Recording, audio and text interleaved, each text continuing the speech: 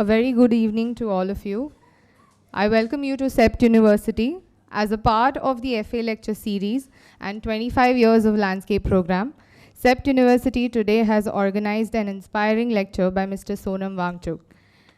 Mr. Sonam Wangchuk from Ladakh is a mechanical engineer by profession and the founder director of Students' Educational and Cultural Movement of Ladakh, SECMOL, which was formed by a group of students in 1988 with an aim of transforming the education system for younger Ladakhi generation, where students are encouraged to learn through experience rather than textbooks.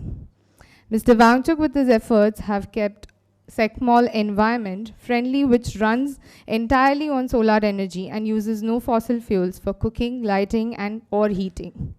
The school students even design solar-powered mud houses uniquely adapted to the region's climatic conditions. Other than this, we all know him for the groundbreaking idea of Ice Stupas, developed to address water shortage and climate change in a cold desert region, making him the only second Indian to win the much-coveted Rolex Award 2016 for his contribution to make his world a better place. So Mr. Sonam Wangchuk was granted several awards and titles such as UNESCO Chair for Urban Architecture for India 2014, Game Changers Award by Human Resource Club 2014, Real Heroes Award by CNN IBN Channel in 2008, Green Teacher Award by Sanctuary Asia Magazine in 2005, Ashoka Fellowship by Ashoka Innovators for the Public in 2002, Man of the Year by The Week Magazine in India in 2001, and the Governor's Medal by the J&K State Government in 1996. Please put your hands together to welcome Mr. Sonam Wangchuk, a humble man with a warm smile and with a mind full of ideas and innovations. Please.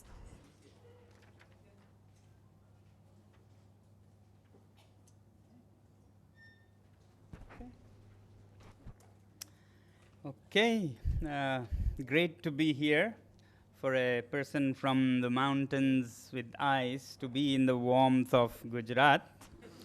A little more than warmth. You have been generous with warmth, and I'm enjoying it. There's another connection I was saying yesterday between a place like Ladakh, where I come from, and so very different place like here. And that connecting thing is the river Indus, and we are both on two ends of that river, more or less. It's a vastly dry and desert-like state here, especially the Kutch region where the Indus used to flow and now flows a little ahead in Karachi. And we are at the other end of that connection in the high-altitude desert land of Ladakh. So I felt an immediate connect in so many ways than I should even, knowing that it is so different, the two places. But when I went to Kutch and Kot Lakhpat, where the Indus and the commerce used to flourish some 100 years ago, it was so many things that I could connect to life, people's responses to harsh climate and so on. And I'm happy to be here sharing a little bit of our end of the spectrum with you all. I'm sorry I was not able to come the last time the Institute invited because I was caught up in making artificial glaciers there in Ladakh. And then when I happened to be in Ahmedabad for some other event, I quickly said I would like to visit you because I like institutes that are doing interesting things in shelters, in responding to nature and climate and making people live happily with minimal resources, innovating. And that's where I want to connect to many people who are doing similar things. So I'll share more today of that end of our work. It's quite a diversified field of work that we do, from school reform in government schools to teenagers who have failed in their 10th grade exams, running a different kind of school where they can have their way of learning, to setting up an alternative university, which will be different from what universities have become today, something too much to do with intellectual exercise of pen and paper, with paper knowledge, paper exams, paper degrees, not much real that can prepare us for life. So that's what we are now working on, setting up an alternative university. But throughout this journey, while I was more drawn to education reform after doing my mechanical engineering, I applied engineering and architecture in different ways to make life easier in the harsh climate of Ladakh. So to make it a little bit easier for you to understand what context I'm talking about, because it is so different from yours, I'll take the help of some images. As they say, they speak more than my 1,000 words. So I'll just share with some images my place and story with you all, and a bit more of the things to do with passive houses or passive architecture, bioclimatic or climate responsive, as you would say, using natural materials, natural sources of energy, and simple ideas to solve much bigger problems, and engaging young people more than anything else, doing all these things, but then engaging young people as part of their education in solving these problems. And that's what normally education should be about. Somehow it has become a ritual of its own that we have to perform, and then we have to solve our problems separately. Whereas we believe that education should be about applying various learnings of humankind in making life happier for everyone, solving problems, and so on. So that's what we do. Yeah, this is Ladakh, for your information, top north of our country. And as you go higher, the Himalayas start in the north, and we are actually not in the Himalayas, we are across the Himalayas. So it's often called the Trans-Himalayan region that we are in. Trans-Himalayan because it's in the rain shadow on the north side of the Himalayas, and being there means that very few monsoon clouds can make it across the mountains, and therefore the landscape, or rather the moonscape, sometimes people like to call, or even Marsscape, as you could see, is very different from anywhere else. It's very dry desert at 12,000 feet in the sky, 100 millimeter precipitation annually.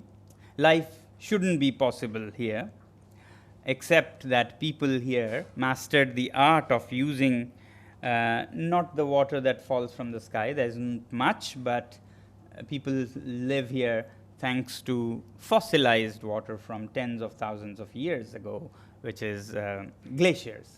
So it's melting glaciers that makes life possible in this mountain. As you approach Ladakh by air, you wouldn't think this could support life, but if you look closely, then you see the little patches of green, the oases that you see. These are typical Ladakhi villages.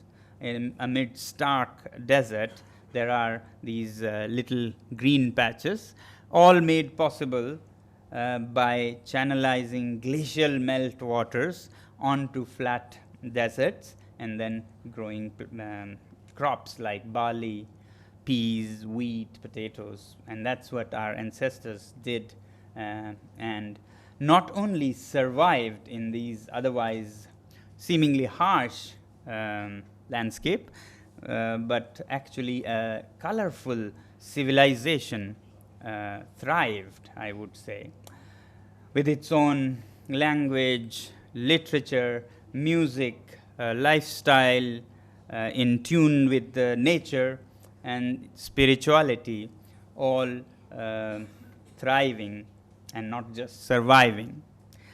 But yes, we are a very small, microscopic minority in a vast tropical nation like our country.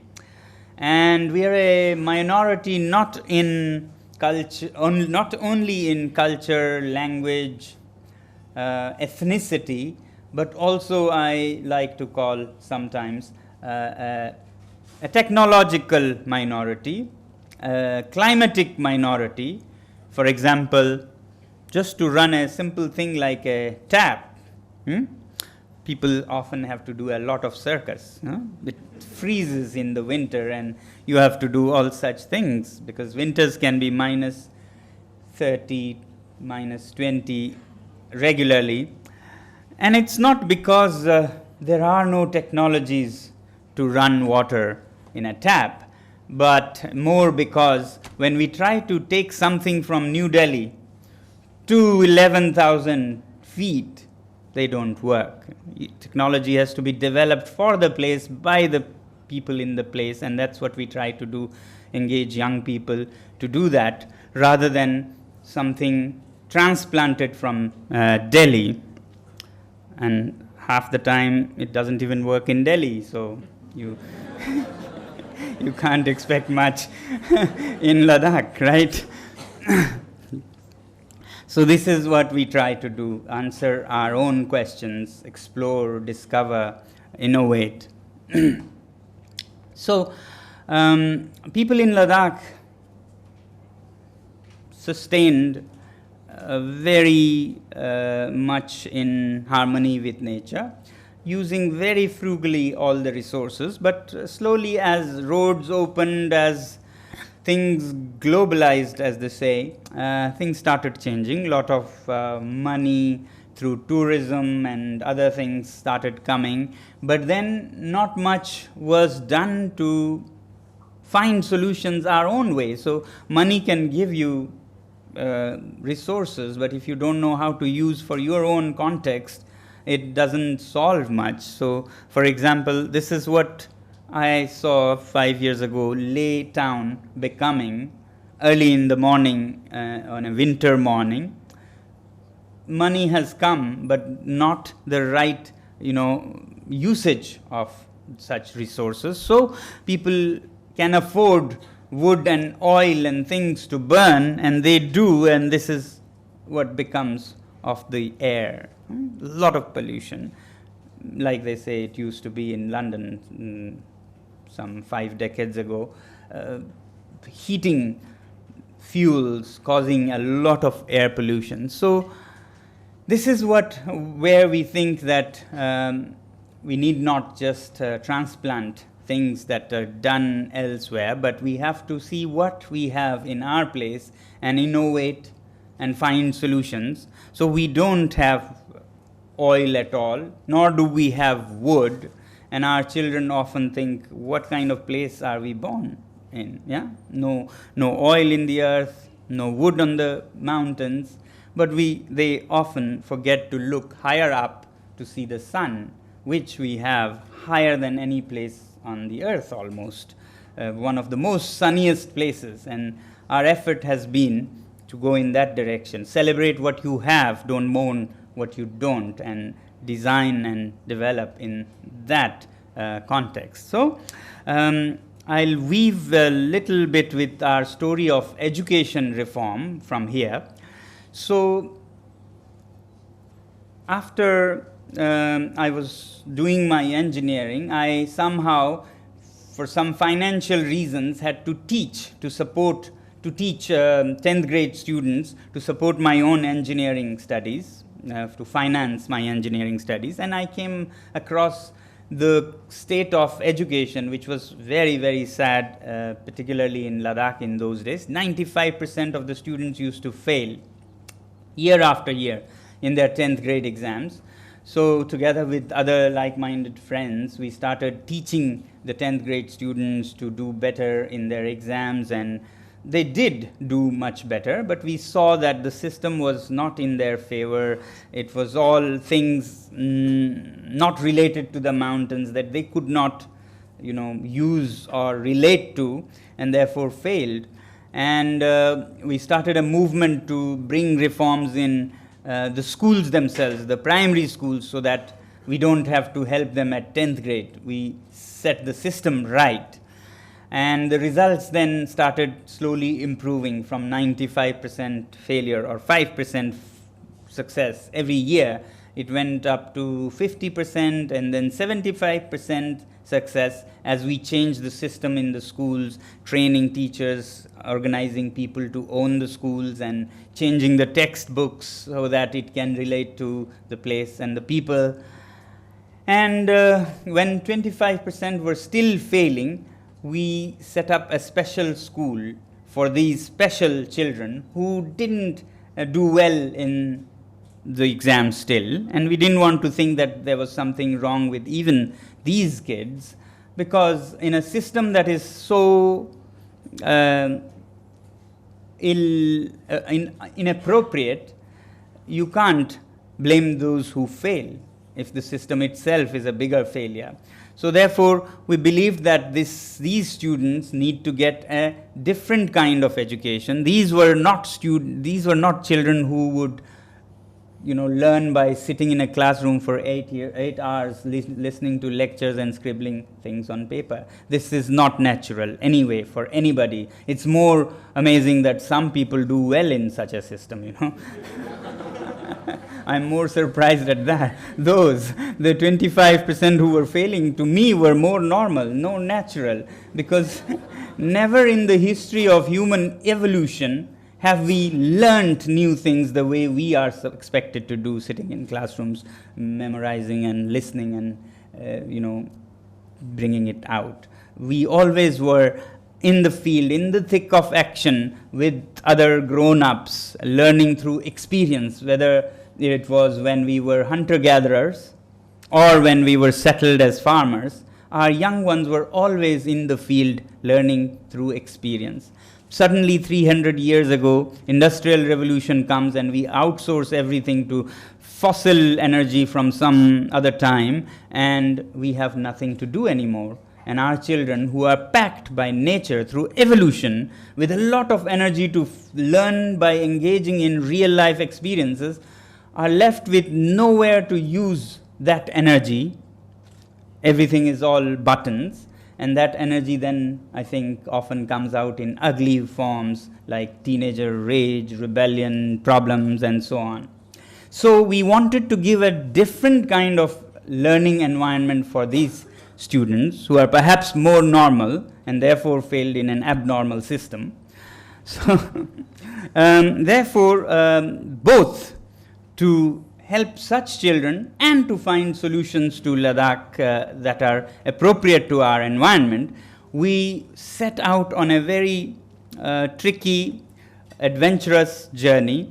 In 1994, with these so-called failing students, some of us went to a patch of desert in the middle of nowhere, like an hour away from the town, total desert where people dreaded going even in the day, and we started a school here which would be designed with the students, built together with the students, channelizing all that energy, and becomes a learning tool in itself, a center of learning by itself in itself. Yeah?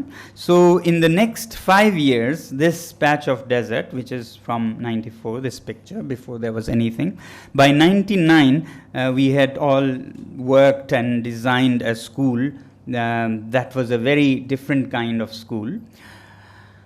This school we developed and designed together with the students through various workshops where they would imagine how this patch of desert would be developed on the bank of Indus, and how it would be using all the elements of nature without going against them, but making taking advantage of them or flowing with them, and using materials like I said, this whole campus is built with earth alone, soil, which you find right under your feet and free of cost, affordable to anybody. Yeah? And it's powered, heated in Ladakhi winters by the sun, which shines above our head. Everybody has it, rich or poor. There's nobody who cannot afford sun above their heads or soil below their feet. So we wanted to do it differently, and therefore a school which was built in these ways. And the school was different also in that the admission criteria here was not pass percentage or first position or rankings and so on. It was that they had failed in the conventional system. Yeah, so it was a little different kind of school that we with such students developed, and it was to be fully solar heated and powered with the solar panels, photovoltaics that were very new in those days in mid 90s. So terms like zero energy or off grid that it was were not even coined those days. And we designed the campus in a way that we could take full advantage of various elements of nature. As I said, it's all solar heated, so we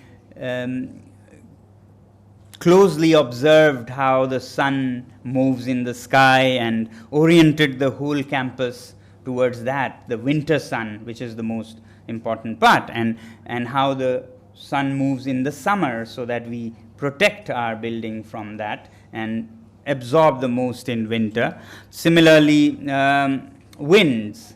So winds can be very strong and can cause what they call wind chill effect. So if it is -20, you will experience -30 if there are strong winds. So we started even before the campus, even a brick was laid, we planted trees to break the wind. When we do build or live, these trees should be up and big already. So trees were planted to break the wind on the western end, and then they say every 50 meters or so the wind can pick up speed again, so you plant more trees to break it again. So we organized in a way that the wind is taken care of, and the earth was sloping. We chose, site selection was a very important part. So we chose a site that had a southwardly sloping slope, and buried the building or bermed it into the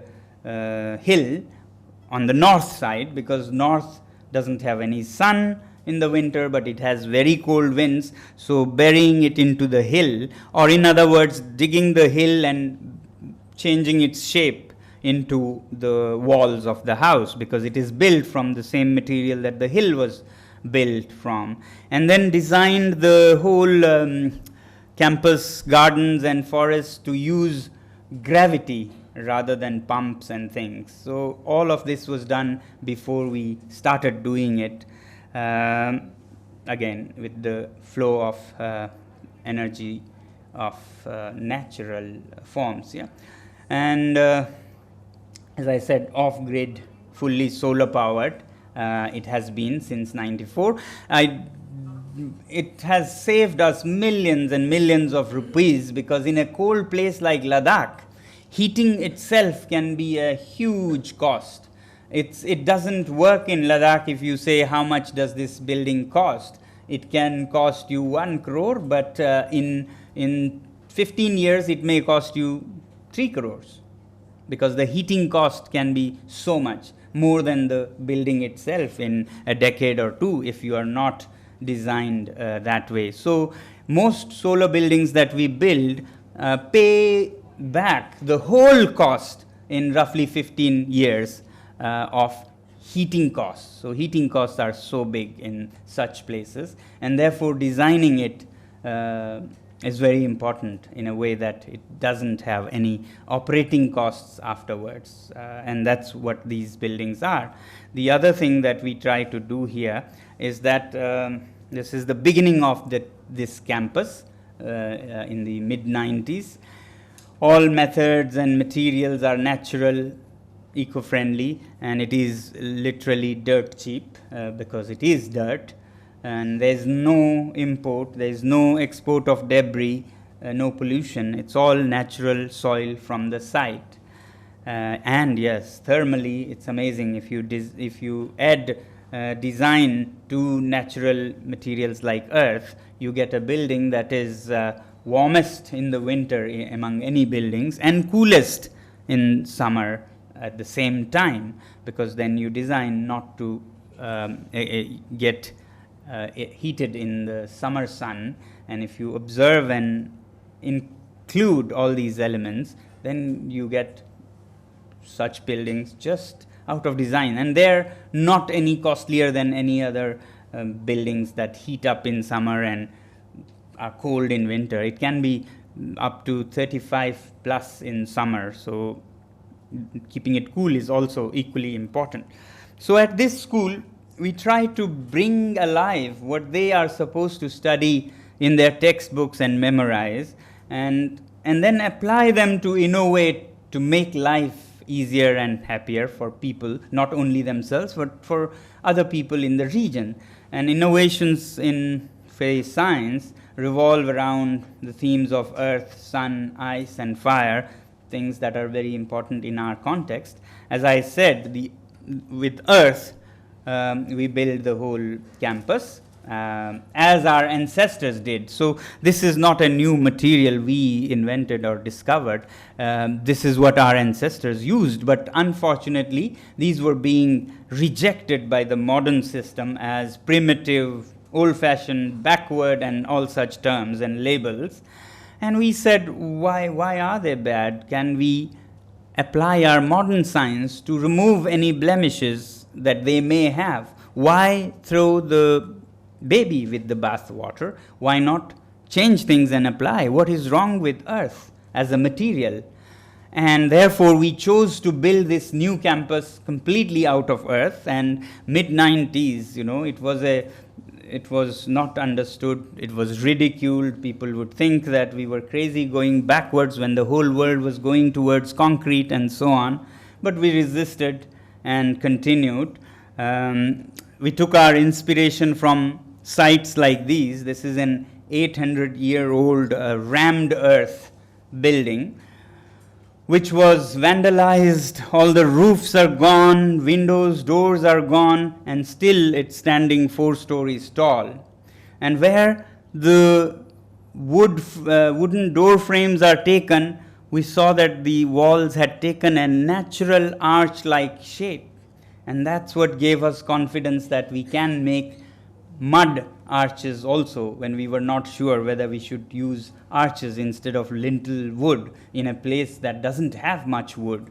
So seeing these and reverse engineering what nature gave us a clue about, we were able to save lots of wood by introducing mud arches. And we had not known of other places at that time, whether it is a done thing or not, but such things inspired us, and we sort of took lessons from the work of our ancestors from 800 to 500 years ago. For example, these forts in Tingmosgang are roughly 500 years old. They have been there out in the elements, exposed to rain and snow and sun, and yet they hold strong.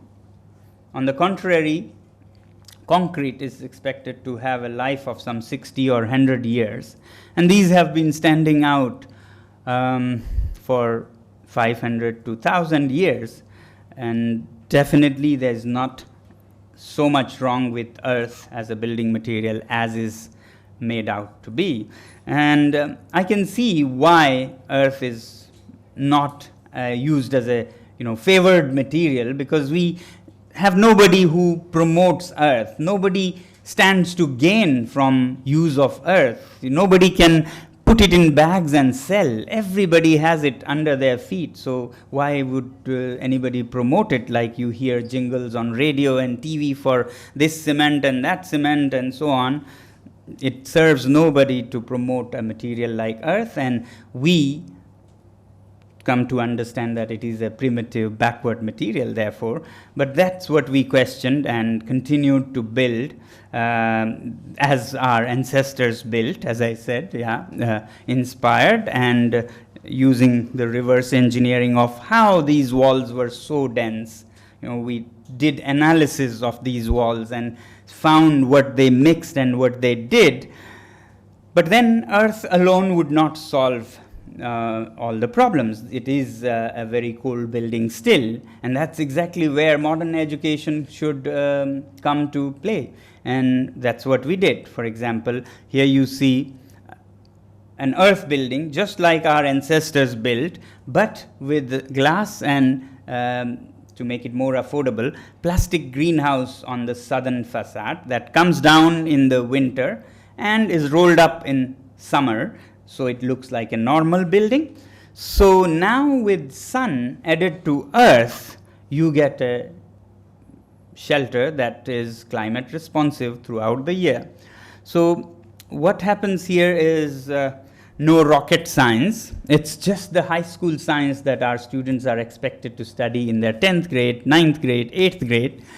The chapter on heat in high school science is nothing but conduction, convection, radiation, the forms of heat transfer, how it does work and how you can stop it by insulating, by reflecting and so on. So just apply the high school science and you get to solve problems. For example, in this case, you see a greenhouse here. Do you see a cursor or not? Yeah?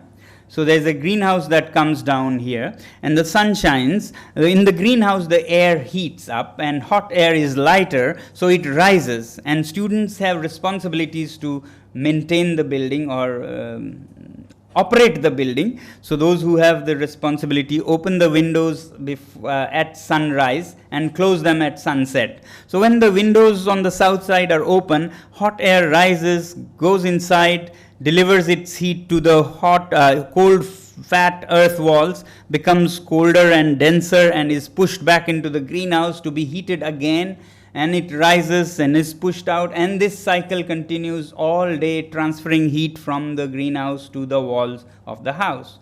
Something that requires no fans, no moving parts, no power, and therefore no power bills. Yeah? And natural process which explains why winds blow on earth.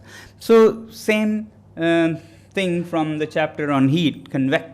Convection helps our building to be heated. And at night, when the windows are closed, the walls that have become now drenched with heat start radiating it back to the inhabitants, and that's where radiation comes to play. And conduction, the outside of the wall, the south wall is a thermal wall or trombe wall, which receives its heat, and the peak time in the day, say around 2 p.m., slowly it conducts through the south wall molecule by molecule and comes inside after a 12-hour lag by 2 a.m., for example, which is when people need heat inside. So that explains how conduction works, and they see their chapter on heat come alive and actually keeping them warm in cold Ladakhi winters. These buildings have never needed any heating in minus 20 winters for now 22 years and stay at around plus 15 degrees throughout the winter. And the students get to see what they did and designed and to reap the fruits in winter. And that's when they, as I said, science comes alive. So similarly, the buildings are so designed that centrally it is solar heated, and therefore even in the stairwells, plants and flowers bloom, where normally in Ladakh, winters are dead dry and you hardly ever get to see a fresh green leaf or a flower bloom. So that's another indicator of the temperature, that flowers bloom even in winter.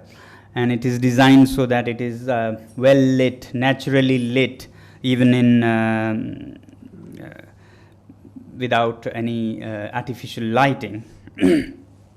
Similarly, we use the sun's energy for cooking with parabolic dishes, mirrors that focus the sun to under the pot, which is the focus there, and then with a secondary reflector, the pot boils food for 50 people.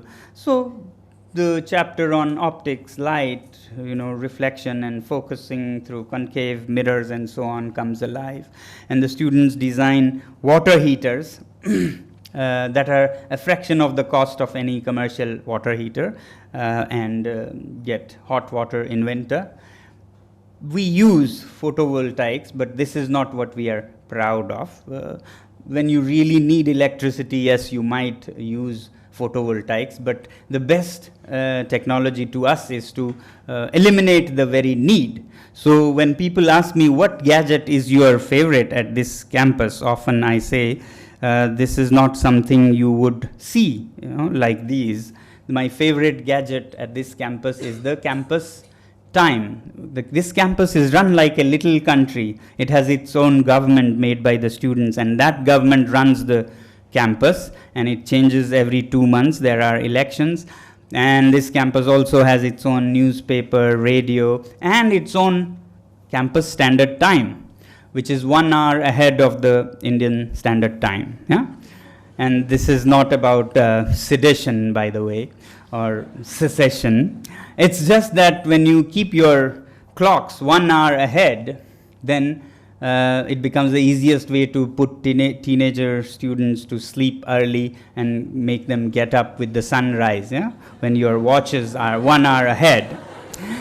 So they go to bed early and get up early at 5:30. And to me, the best solar lighting is not what these photovoltaics do. The best solar lighting is what happens outside your window at 5:30 in the morning. Your window is your solar panel. But unfortunately, it is the best form of light, and you don't need LEDs and photovoltaics and all these mumbo jumbos. You have simple solar light early in the morning, but what we normally do is that we sleep through that bright, beautiful, natural light till 8 or 9, or given a chance, 10 or 11, right? And then we wake up till 1 or 2 and brag about our photovoltaics and so on. To me, it's a crazy contradiction, to lose the natural light and then to capture it in photovoltaics and lead acid or Li-ion high-tech batteries, and then run all kinds of industries around it. I did a back of the envelope calculation and saw that if 7 billion people of this planet chose to go to bed not too long after dark and get up around the time when sun rises, we can shut down so many thermal power plants and nuclear power plants and so on that we moan about all the time. Just by sleeping, you can save the earth. Yeah?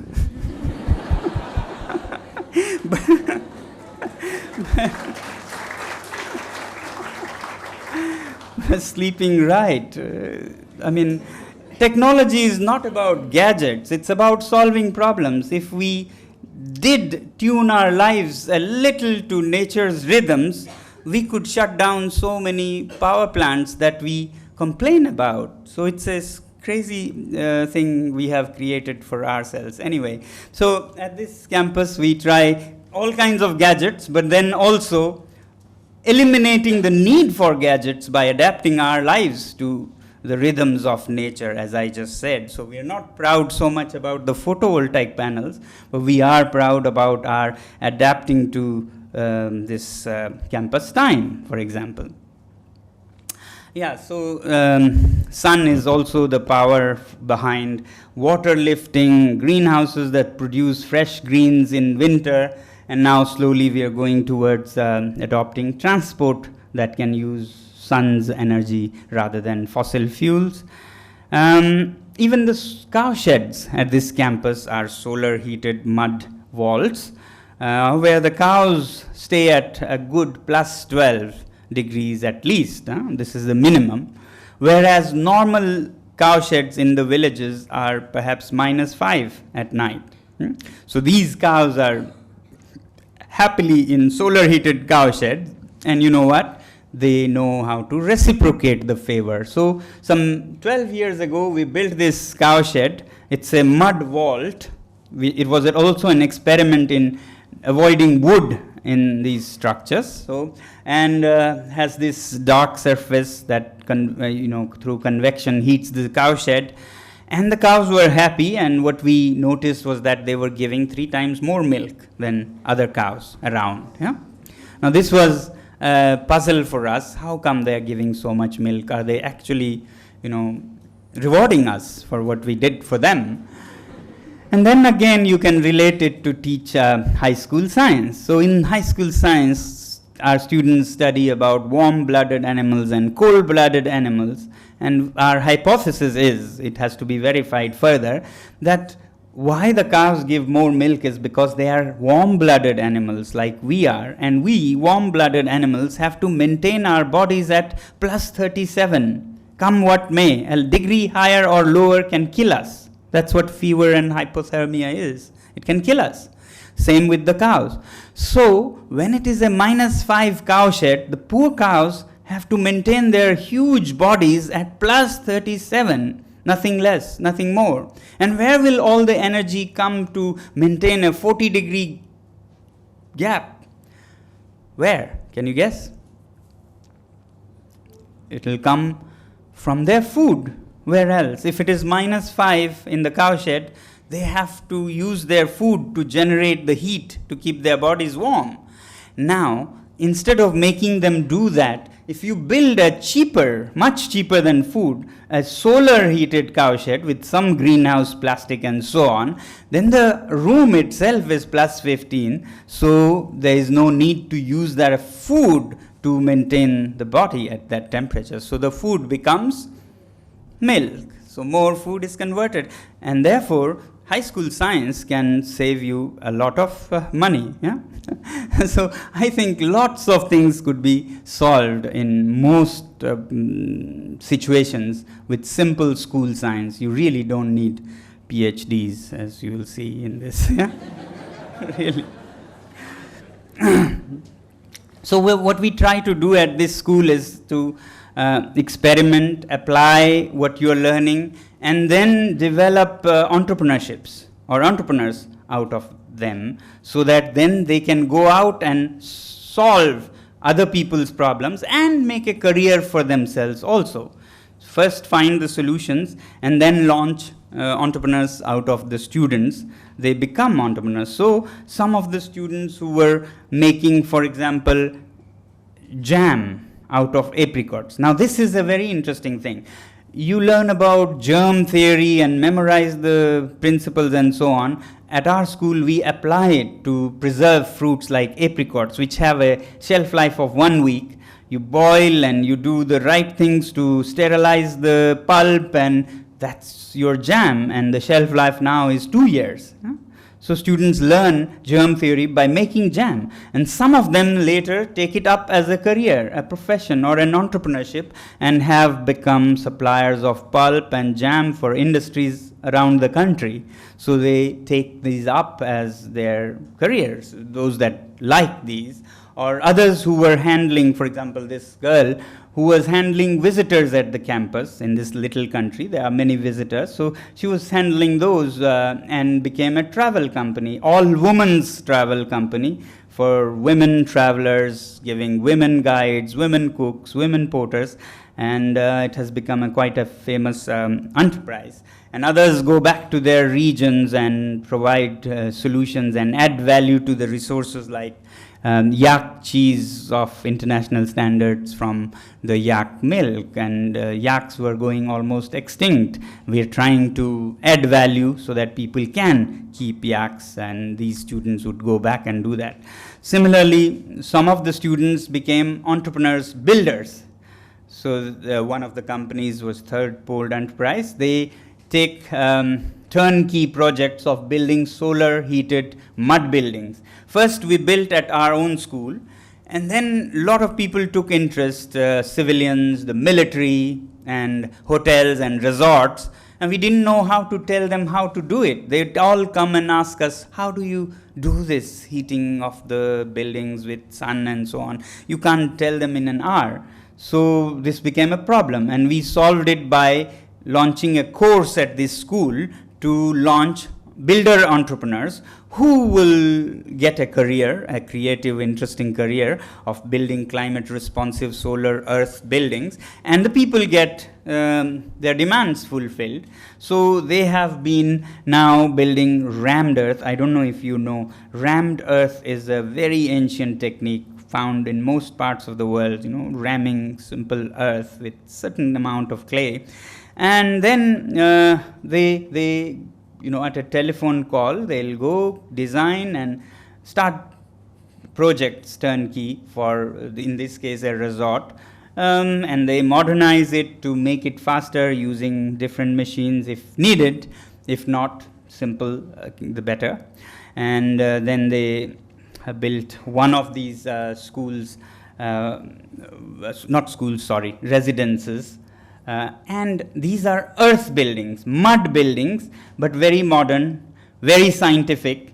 And often mud or earth gets the label or stigma of being poor people's material, right? So to avoid that, in our case, we tried to target the rich of the society. So we targeted the richest ones with these fancy mud buildings, because our belief was if we used it for Janta Awas Yojana and so on, it will become poor man's building, and then the poor even don't like it, They don't want to be associated as poor with that symbol of poverty. But if you make the rich like it, then you can't even stop the rest from yeah.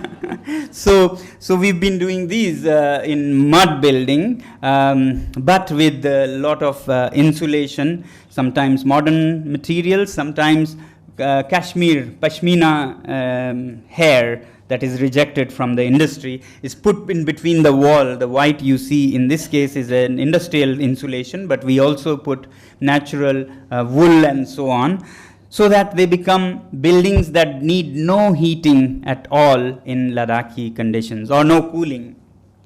Filling the ceilings with, again, Pashmina goat hair to insulate, to adapt to the climate there. And then it's a blend of traditional decor and modern both, using mud arches, as I was saying, for the rich. And then to be followed by the middle class, and finally the rest of the society. It will become an aspirational thing, which is what we would like it to become. Using earth as a celebration, celebrating earth, not, thinking of it as something poor and backward. Earth floors, that can be an art itself. Earthen roofs. And now we are working on, this is an experiment. It has advanced a little more than what you are seeing here. Earlier we were building for ourselves, not for others. We solved that by launching entrepreneurs, but then still it had the problem of speed. It was very slow and very expensive. Only the rich could afford. And that was good for the first part. But now that it has become aspirational, people ask for earth buildings as something to celebrate. We want to make it more affordable. And therefore now we are going into prefabricated earth buildings. You would have heard of earth buildings, but prefabricating earth buildings is a bit of a challenge because earth is fragile, brittle, and cannot be transported. So now we are working with clay or fine soil, stabilized or reinforced by straw. So straw reinforced clay gives a very interesting material that's lightweight, insulating, and very rigid and good integrity, so that it can be moved from place to place in a truck. This is the same principle as fiberglass, fiber reinforced plastic, FRP. Sounds more technical than straw and clay, but you could say straw reinforced clay, SRC. Maybe more takers for that than straw clay. So we are making whole wall panels that can be made in a plant all year round, because in Ladakh only 5 months you can build, but in a controlled plant you can keep making whole panels. Like this wall would be 3 panels, and then it is so rigid and light that cranes can move it, or smaller panels, people can move it. And then you could have a house in a matter of few weeks rather than few seasons most houses take. And therefore it is much cheaper, affordable for all people. The Indian Army is very interested in it, and they say they have some 10,000 shelters needed in the next 10 years. And we're trying to set a startup company that builds kits of houses. The kits can be purchased, and then people can assemble it, and it will be with solar heating, so that the building, I half jokingly tell the generals, military generals, that you have 10,000 shelters required, let me give you 1,000 free of cost. I can give you free of cost the shelters. All you have to do is keep spending the same amount as you spend now on heating of those buildings for 15 years, and I'll be set. Because the heating budget for the conventional buildings is so high that from 10 years of heating alone, this house would come free. And the next 5 years would be the profit. So you can get the whole building paid in 10 years, and in 15 years you would even have a profit margin. That's how interesting sun is in a cold place. Of course, you have the opposite to do.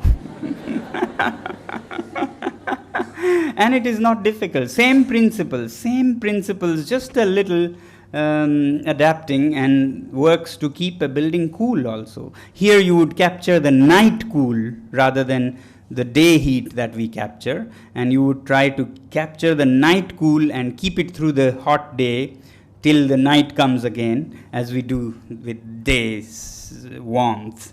So it's similar. So we have also now been trying to share our experience through workshops and courses. So every year we do a Sun and Earth festival, where people from around the country and the world come to Ladakh and play with earth, different shapes, different techniques, and have a lot of fundamental education, as we say. So students, this is straw and clay mixed together. One little building we made by just students throwing lumps of straw following a target. They are happy shooting at a target, but a house gets built also. Finally, a hen house. So people come and try their hands on plasters of different kinds and finishes of different kinds, and understand how soil works. There's a science behind it, how, what to avoid, what works, what doesn't, and so on. The science where you can see all your science of self-extension to capillary action, which you hear and memorize in science, come alive while doing these. And these courses have been for various people from all walks of life, all countries of the world. And although we started in the mid-90s building with earth, when people used to laugh at such materials, we now find that it was good to hold on.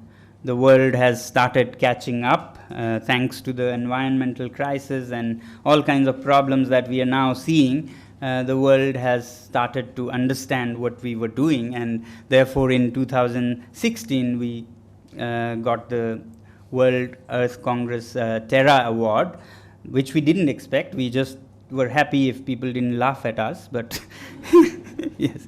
And then the next year we got the Global Award for Sustainable Architecture for all the energy systems and the way we, kept our habitats warm and cool with not much resources. Now, this was about earth and sun. Finally, a little bit about ice. Ice in the mountains is a very interesting phenomenon, which you don't see here. Ice can be a serious business because now glaciers are melting away, so there's a crisis around water. And the crisis in Ladakh is that, it is a desert in the first place, a total desert, so water was anyway all the time a problem. But now with climate change, the glaciers that gave this little water that we had is even changing. So glaciers are melting, therefore shrinking. There's less to melt and give water. Yeah? Springtime is the biggest challenge in Ladakh. Springtime. Note this. Springtime is when glaciers are not yet warm, soon after the winter, so they don't shed much water. Summertime they melt fast, but springtime, no. And now they're smaller because a lot has melted, so even less water. But springtime is also the time when plants are all thirsty for water. Any tree you plant or you have will be asking for water after the long winter, and that's when there is not enough water. So the worst combination actually. There's not enough water when you really want. Then comes summer, July, and there's actually floods in the streams. The glaciers are melting fast, and there's often a rain on top, and then there can be floods, excess of water. And this flow continues into autumn and even winter. There's streams flowing. Now in winter, streams form an ice cover, and underneath it keeps flowing. But in winter, nobody needs water, so the water goes into the river and then into the Arabian Sea here. So you get the winter water wastefully going away without anybody using, because nobody farms in winters. So 3 years ago at our school, with my students, we started an interesting project. We said, actually, in absolute terms, there is more water than we need, because there are floods. That's a lot of water, and there is flow throughout the winter. Our problem is not water per se. Our problem is water in springtime. Yeah? So can we freeze the winter water and make it available in early summer, May, June? And again, people laughed. They said, what, you will keep winter ice till June? And sure enough, all snow and ice is gone by March. By end of March, you have no ice or snow. How can you keep it till June? Then one day, while driving out of the school, we have a bridge. Under the bridge, I saw a big chunk of ice, and that was May. Now, in the month of May, there was a big chunk of ice under the bridge. So I started thinking, under the bridge is also spring or summer. Yeah? It's no different. What is different under the bridge is, what do you guess? Direct sunlight. Yeah? Direct sunlight is what is different under the bridge. So that means that ice melts more because of direct sunlight than because of ambient temperature of spring. Now that could then be solved. If you shade it from the sun, then ice in principle should stay till May or even more. But that's easier said than done. If you go for scale, a huge amount of ice, what big bridge will you have to protect it? Or, how do you shade it? So that's what we were wondering in 3 years ago. How do we shade? We know we can keep ice till May, but how do we shade it? We were thinking of different materials. This material is cheap, that material is cheap. The Swiss have covered their glaciers with some fiber and so on, but that's silly. How much? Any cheap material will be so impractically costly. That's when we luckily came out of the conventional thinking of material covering and shading the ice, and we started thinking of not material, but to our help came high school science, geometry in this case, because what we wanted was to cut the sun. It doesn't need to be a material, it can be shapes. And in geometry in school, you study that certain shapes have low surface area for the given volume, right? Shapes like you would study spheres, or hemispheres, more practical, or even cones have low surface area for the given volume. Why surface area? Because the sun needs surface area to operate. It doesn't care about volume. Whereas the farmers need volume of water. They don't care about surface area. So therefore, can we have a shape that can deal with the sun rather than materials? And then we thought practically it's a cone. Hemispheres and spheres are not practical, but a cone we always see in Ladakh. Whenever there is a dripping water, it freezes in the shape of a cone. Now, cone has minimal surface area for the given volume, but how to build a huge cone? A cone is like a pyramid. And ask the Egyptians how difficult it is to build a pyramid, right? So we thought, luckily we are dealing with water and ice. Water has its own properties. It's fluid. It can be made to work for itself without us carrying lumps of ice. We can use water's properties to go up. And therefore, we did a very simple thing like this. Now, you see, we put a pipe. And high school science says in a pipe, water maintains its level all the time. Water always maintains its level. So whatever level the intake, we put the pipe upslope in the stream, upstream. And if you bring the pipe to the desert where you want to plant trees, it will want to rise to the same level if you have brought it down. There's pressure to go up to that level. And if you put a fountain at that end, then the water will be splashed into the air. Sprayed into the air. Now what happens when it is sprayed into the -20 air in winter? Then it loses its heat and becomes solid. This heat, on the loss of which a liquid becomes solid, high school science again says it is the latent heat. Yeah? But it does not much more than bothering us in exams, right? Latent heat. Here it comes handy. So when the water is made to lose its latent heat mid-air, it drops down and freezes and freezes and freezes to make a cone like this. So a very simple system with no moving parts, no machines, no pumps or electricity or bills. You just use gravity to make it work. And this one was 66 feet tall, or roughly 7 stories tall, and held roughly 1 million liters of water. And we wanted to see, when we were building the pilot and the prototype, how long it lasts, whether our hypothesis was right. And the first prototype, luckily for us, lasted till May 18th, and this pilot lasted till July 6th.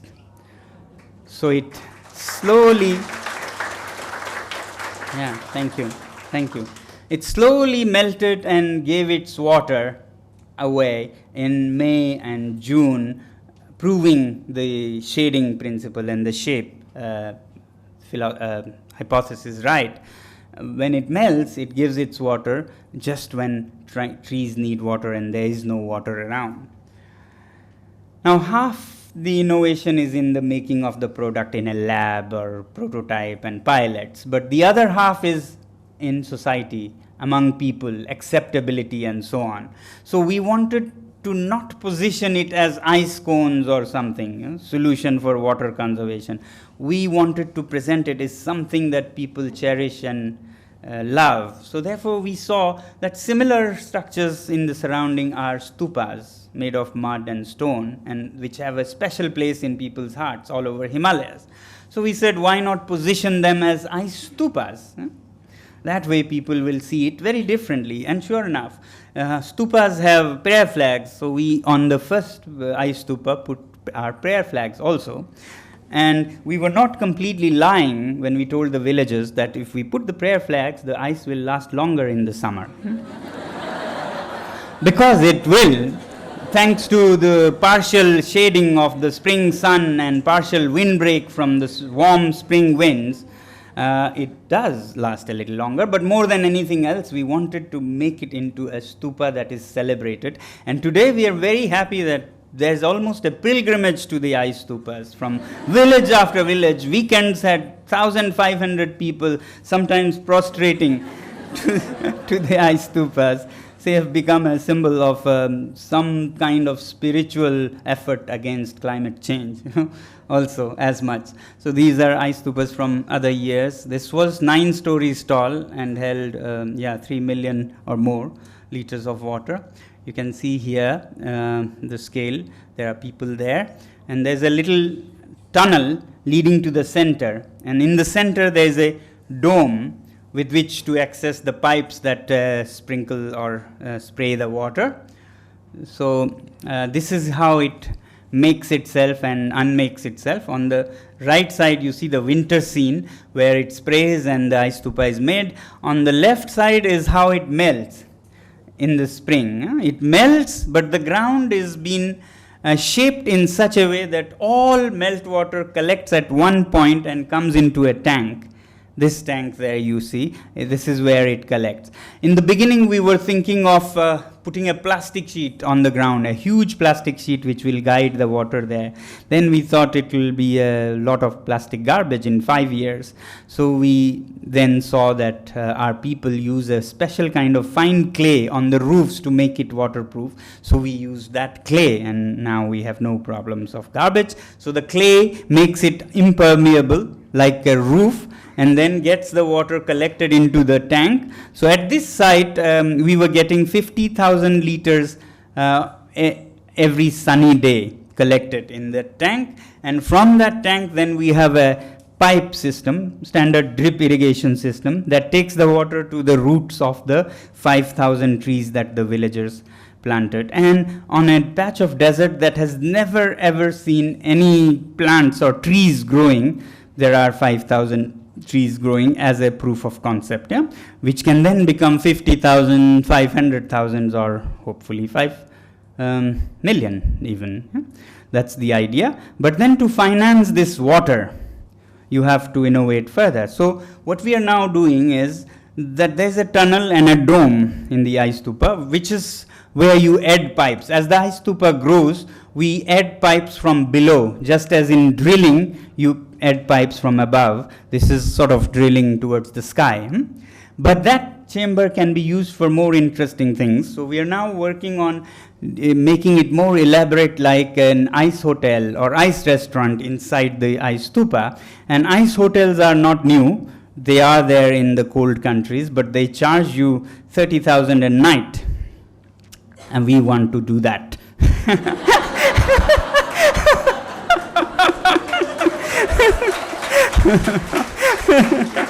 So hopefully you'll see hotels where tourists from the tropical nation will come and have an experience, and our farmers will have the water around it.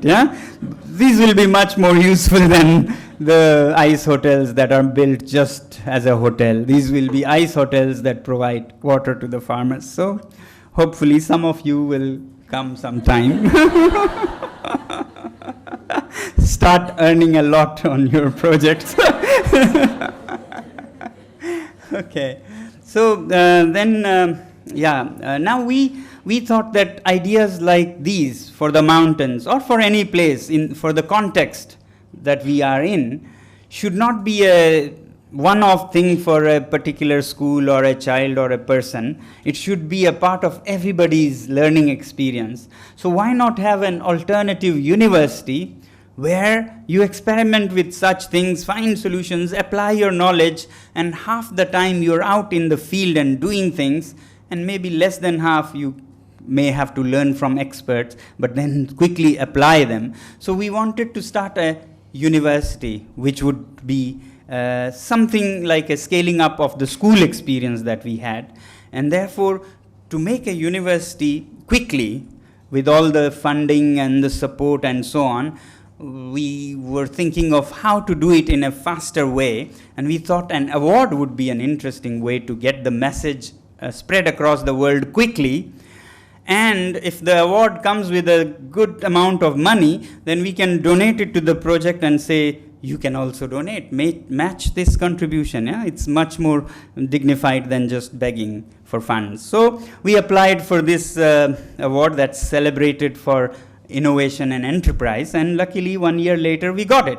So now the day this award was announced, we announced our project in November 2006 to build a university on this desert that you saw, the top of which is being greened with ice stupas.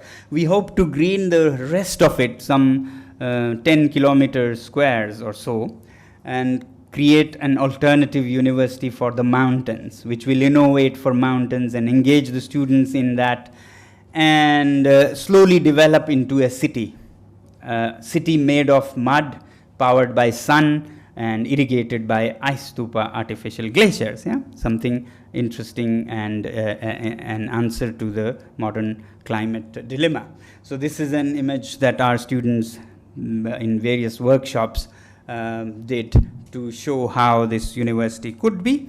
At this point, I'll try and share a short film which summarizes what we were doing and what we hope to do with this.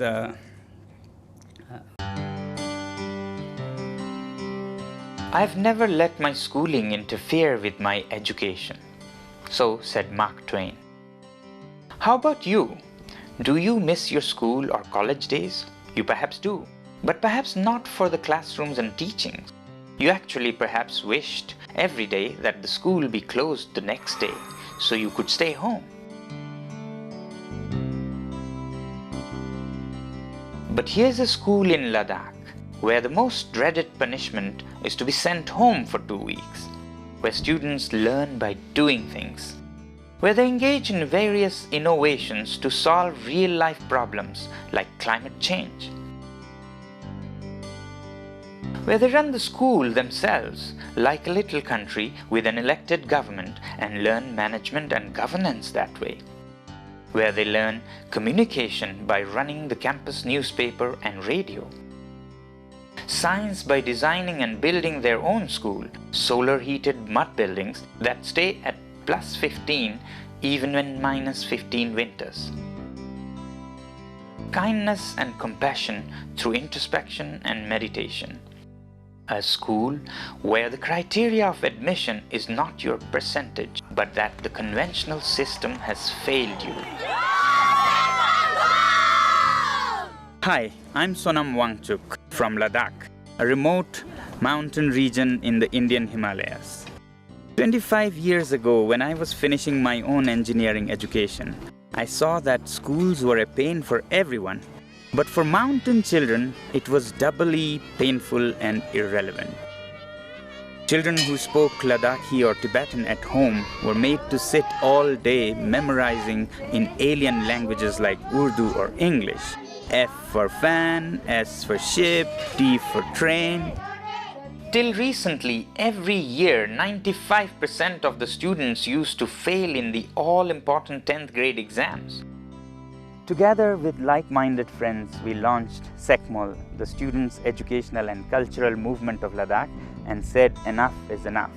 Working with the government, we rewrote many textbooks, retrained the teachers, and organized the villagers.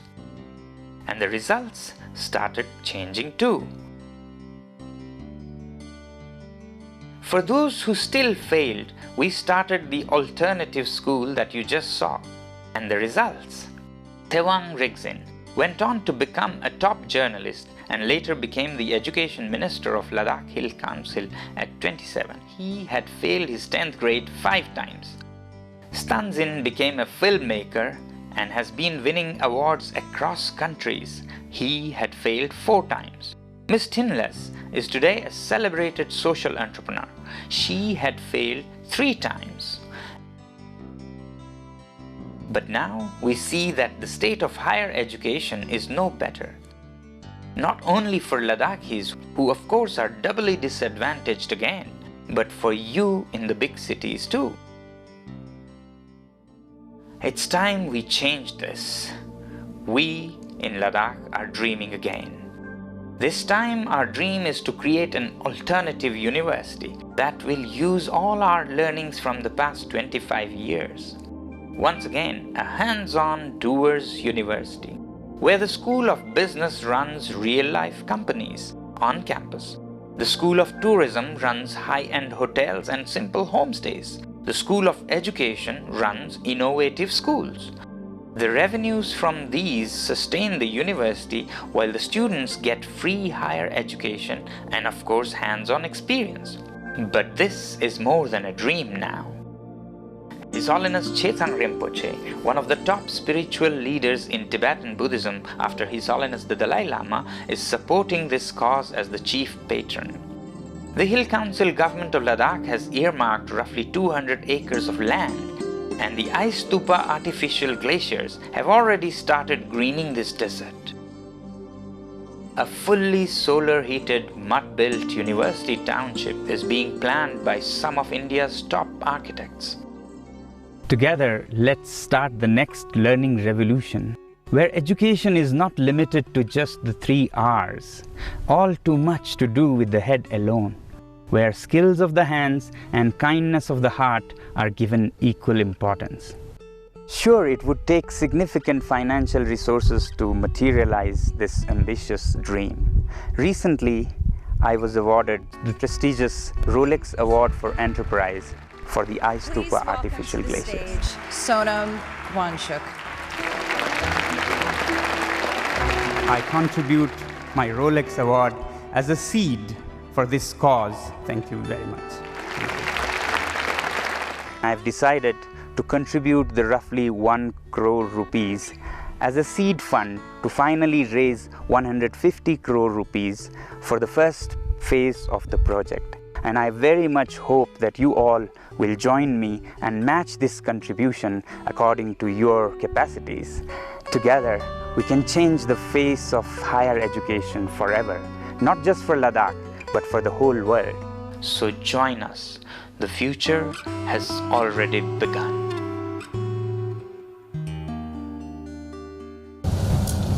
Thank you so much, sir, for such an inspirational lecture. We sure got revisited to all the home science and the school science that we studied and the practical application of it. We can now have the question and answer session if anyone has.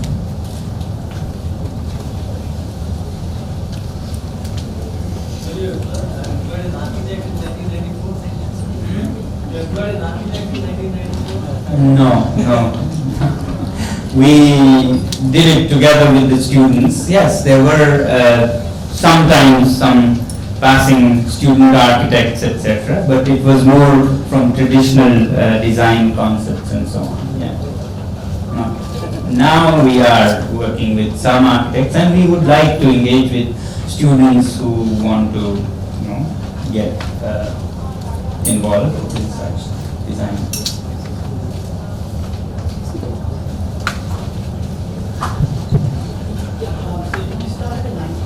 Which is a relatively long time ago. What is it that kept you going? I mean, I'm sure there are a lot of, as you said, there are people, demotivating you all the time. What kept you going? Just, I think it requires you to sort of analyzing yourself, cutting through all the rest, and believe that what is right, whether 99 say it is wrong or whatever. Then there's nothing wrong with this material. There's really nothing wrong, and you can improve whatever it has. And that's what we strongly believe and stood by. And generally I'm a little headstrong, so it's often a disadvantage. Sometimes it's good.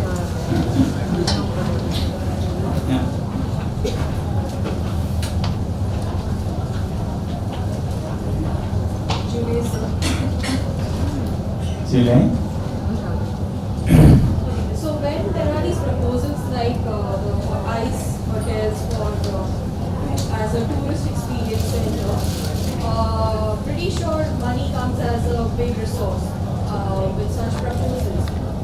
But along with the money that the tourists get along with them, there are many different aspects of tourism that comes with it, which somehow influence the local communities of such areas. So I would like to know what are the strategies or any regulations that you plan to impose on such a kind of a scenario wherein you have this kind of a responsible tourism that you entertain into such projects. You asked a very good question. Tourism can sometimes ruin the place that it favors. But then it has much to do with management of tourism than tourists themselves. It can be a good resource to bring economic benefits to places which would otherwise never get. Yet if you don't do it well, it can ruin the place. So we can't control in a democratic country like ours, unlike some countries like Bhutan. But what we can do and what we are doing actually as a part of this project, you heard that the School of Tourism will have tourism programs in this university. So what we are doing as part of the university's School of Tourism program is to spread tourism out of the pockets where it is concentrated. For example, right now, Leh, the capital town of Ladakh, is roughly 5 square kilometers. And in this 5 square kilometers, you have 200,000 tourists descending in only 5 months.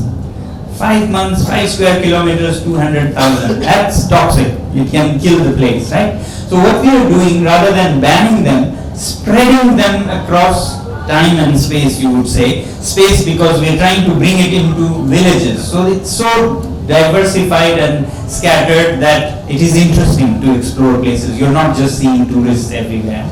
And it brings economy to the villages. Their young people don't have to leave the village and go to city because now income comes at their doorsteps. Otherwise, the villages are collapsing. The town is exploding and villages are imploding to death.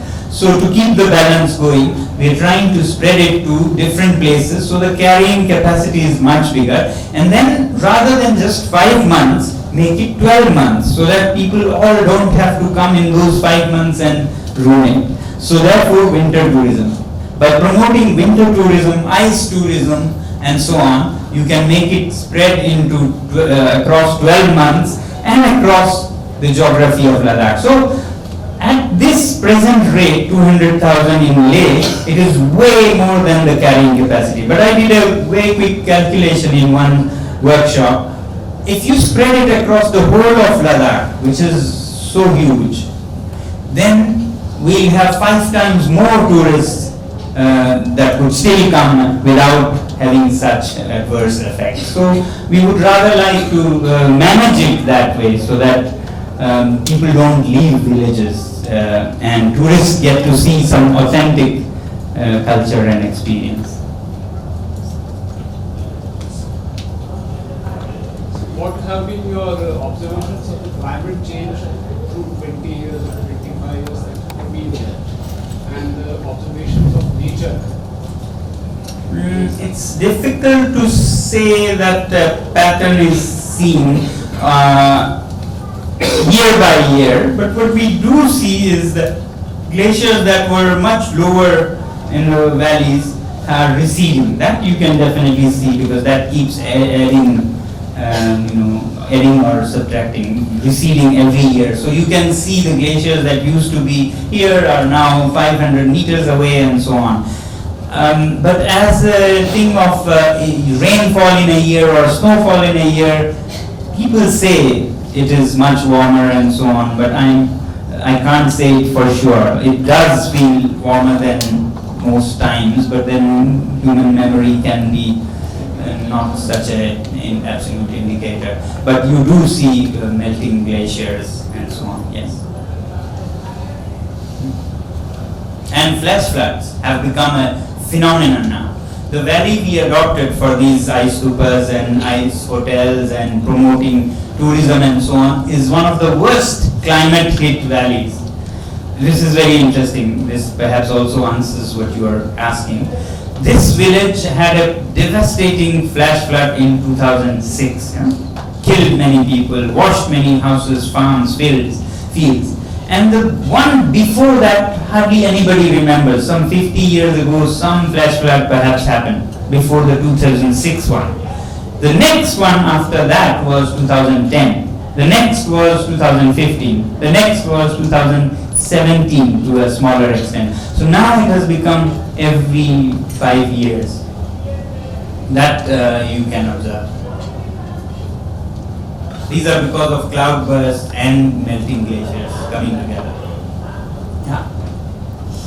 So, to what extent are these buildings resist the natural? A very good question. Yes, that's a very important part of our strategies, or it should be. While I think by our subcontinental standards, Ladakhi winters are a recurring disaster. Every winter is a disaster of minus 30 degrees. So while we are trying to handle that, we should not forget that it is a very prone area for earthquakes and even floods. So the buildings you saw, we are trying to introduce earthquake seismic members like ties and so on at different levels in earth buildings. So that's one thing we are doing. In flood prone areas, the best strategy is to not build. So we are trying to promote that, you avoid rather than deal with it. Our ancestors always built on hill slopes, so why build on the flat path? But if you must, then you can stabilize the soil with some percentage of cement, like 5, 6 or so, then it becomes water resistant and it can withstand flooding to a great extent. So those, but earthquake is by far the more serious of challenges, and the recent straw clay prefabricated buildings are winterproof, earthquake resistant, because they are very lightweight. They have a density of around 800 kilos per cubic meter. So unlike earth, which has 2000 or more kilos per cubic meter. So light structures with the right elements to tie are much less likely to damage in earthquake. So we do take that into account, and the whole of Ladakh needs to, but not enough is happening.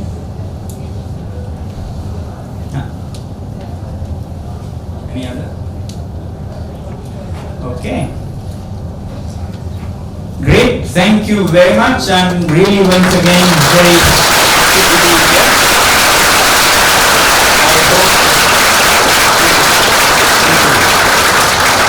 Thank you very much, and continue your creative careers, and I would like to see more people from the mountains also here, innovating for those contexts also, and you all to also work with earth and materials that are more futuristic than concrete. Thank you. Thank you.